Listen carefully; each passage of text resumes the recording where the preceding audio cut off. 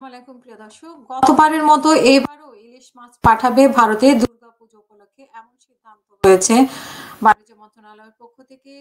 এবং বলা হয়েছে যে আসন্ন দুর্গাপুজো উপলক্ষে ভারতে 1200 মেট্রিক টন ইলিশ মাছ শর্ত সাপেক্ষে রপ্তানির নীতিগত সিদ্ধান্ত নিয়েছে সরকার।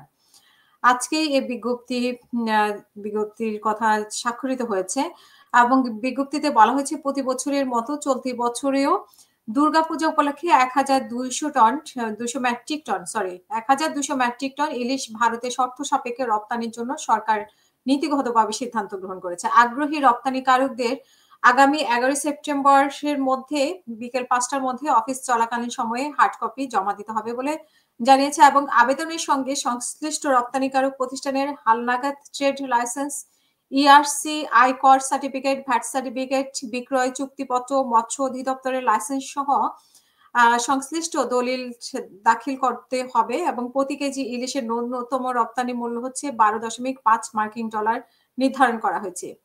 এরই মধ্যে যারা আহ্বান ছাড়াই আবেদন করেছেন তাদেরকেও নতুন ভাবে আবেদন দাখিল করতে হবে বলে জানিয়েছেন বাণিজ্য মন্ত্রণালয়।